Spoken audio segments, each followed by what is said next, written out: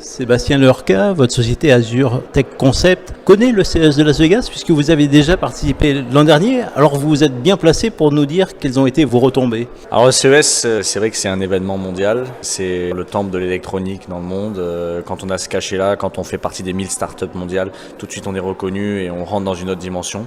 On a eu la chance de pouvoir rencontrer de bons partenaires pour nous sur le produit SmartEar. SmartEar qui est un produit qui est destiné aux personnes sourdes ou malentendantes, qui leur permet de voir les sons, qui est une vraie innovation pour cette communauté. Et donc aujourd'hui, le fait d'avoir le tampon du CES une première fois et de l'avoir encore une deuxième fois, ça montre qu'on est une entreprise qui tient la route et qui a une vraie innovation et qui apporte du bien aux personnes handicapées, en l'occurrence aux personnes sourdes. Est-ce que vous pouvez nous présenter plus complètement le fonctionnement de SmartEar ? Alors SmartEar, c'est un dispositif qui est muni d'un micro dans lequel il va écouter en temps réel tout ce qui se passe dans l'habitat ou sur le travail de la personne sourde et il va le retranscrire sous forme de signaux lumineux sur des petits boîtiers portatifs que la personne a et qu'elle peut mettre dans chaque pièce et où également son smartphone. L'idée, c'est vraiment de lui associer chaque son à une couleur. Donc, par exemple, si l'alarme incendie se déclenche, ça va flasher en rouge, le bébé qui pleure en violet, quelqu'un se la porte en bleu, etc., etc. Vous avez beaucoup de sons différents ? Alors, on peut enregistrer jusqu'à 30 sons sur le boîtier. En règle générale, les personnes enregistrent l'alarme incendie, le bébé, la porte d'entrée, le bip du four, le micro-ondes, le parlophone. Vraiment, la personne enregistre ses propres sons de son propre habitat et ça lui permet véritablement de savoir ce qui se passe autour d'elle et de gagner en autonomie.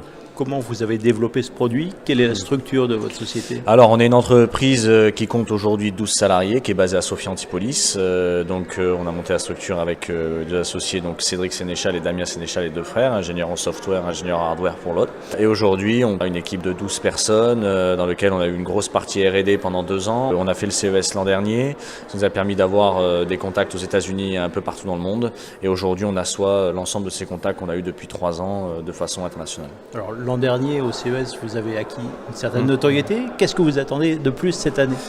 Déjà d'asseoir les différents partenaires qu'on a pu rencontrer l'an passé, c'est-à-dire développer vraiment notre partenariat sur le territoire des États-Unis et puis gagner encore en notoriété et montrer qu'on a une volonté de s'internationaliser. C'est vrai qu'on a eu un projet, quand on a commencé, on était sur un projet de levée de fonds au départ. Le cachet du CES a montré aux différents investisseurs qu'on était une entreprise qui pouvait se tourner vers l'international. Et aujourd'hui, on fait déjà un deuxième tour de levée de fonds parce que le projet a pris et que la communauté sourde a besoin de ce produit.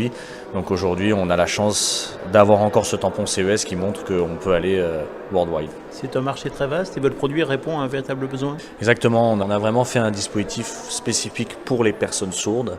On est parti d'un réel besoin qui était véritablement de pouvoir voir ce qu'on ne pouvait pas entendre.